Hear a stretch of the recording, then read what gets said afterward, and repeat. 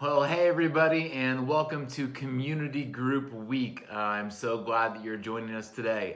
When we get together, our goal is that we want to help each other grow because we think these things that we are learning are not just interesting ideas, they're not just, advice that we want to add to our life, they're not things we want to just intellectually believe. These are things we want to actually live out. But living them out is not always easy. It's often very counterintuitive. And so the best way to do it is to do it with a group of people where we can get help and we can encourage each other and just have the family dynamic that makes church so wonderful. So I think it's amazing that you are a part of a group this morning. And here's how we want to start off is, how you doing? How are you doing really? And so discuss these three questions. First, what is it that you are thankful for?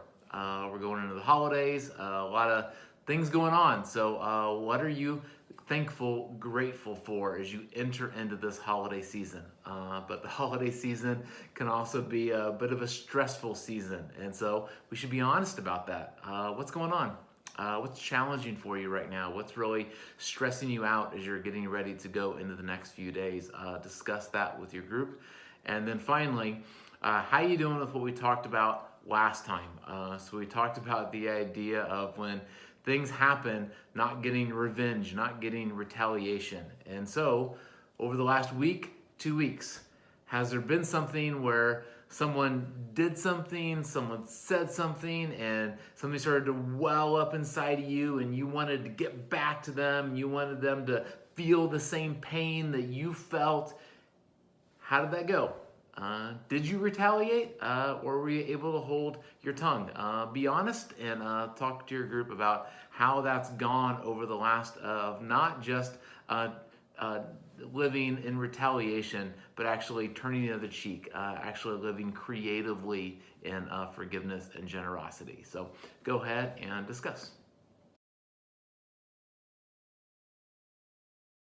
All right. Well, today we are going to continue going through the Sermon on the Mount, and today we are in Matthew 5:43 through 48. And this is another one of those really difficult, but I believe really amazing ways that Jesus tells us to live, as he tells us that we are supposed to love our enemies. So, to get us kicked off in our discussion today, first, Who's an enemy for you? Who's someone that just kind of makes your blood boil? Maybe it's like a political figure, someone that you really just dislike. Maybe it's somebody in your family. Maybe it's an ex. Maybe it's your current partner's ex. Maybe it's a neighbor. Maybe it's someone you used to work with. Who's someone that you just really see as an enemy in your life? Or another phrase Jesus is going to use is someone who persecutes you. And this is someone who's really made your life difficult. Someone who you have this idea that if they hadn't done what they did, if they weren't in office, if they hadn't been a part of that phase of your life, if they hadn't done that thing or things, then you feel like you would be further ahead in life. But because of what they did or are doing, they are just an anchor on your life. They are persecuting you. Who is that person for you? Now, to think on a different level. Who is someone on the kind of opposite end who loves you?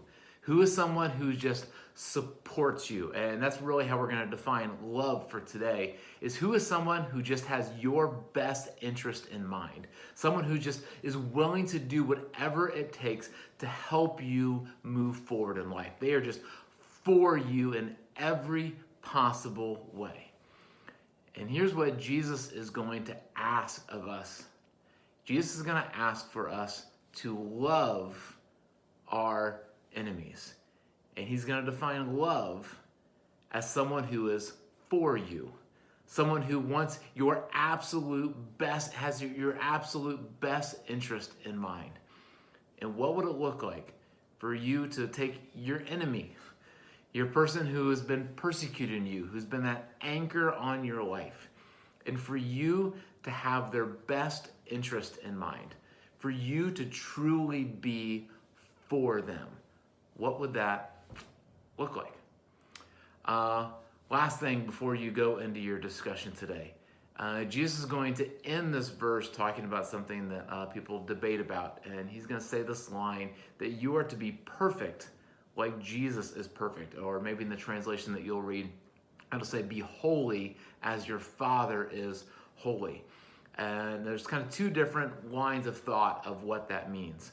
One is that he is saying that you need to be different. You need to stand out. This is the idea of holiness, is that if you want to be someone who really, like, with the way you live, you just look different than the rest of culture, then here's what you need to do.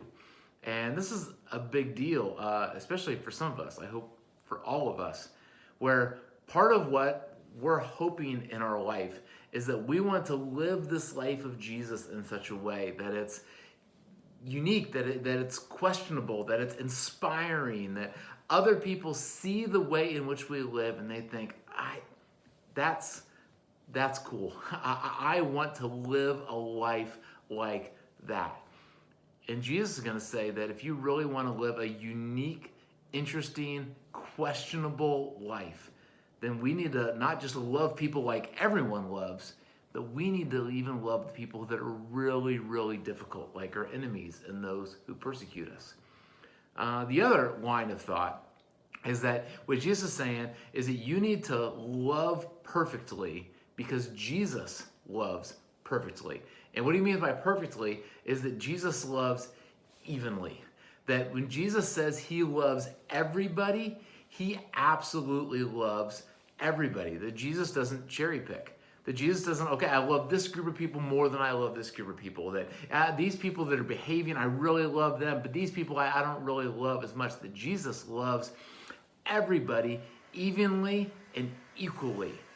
And what would it look like in your life if you were to love everybody in the same way that Jesus loves them? If whoever those enemies are in your life, the people that persecute you, if you were to love them in the way that Jesus loves them, because Jesus loves everybody equally. And therefore we, if we're going to follow Jesus, are to love everyone equally and perfectly. So here's what I want you to do.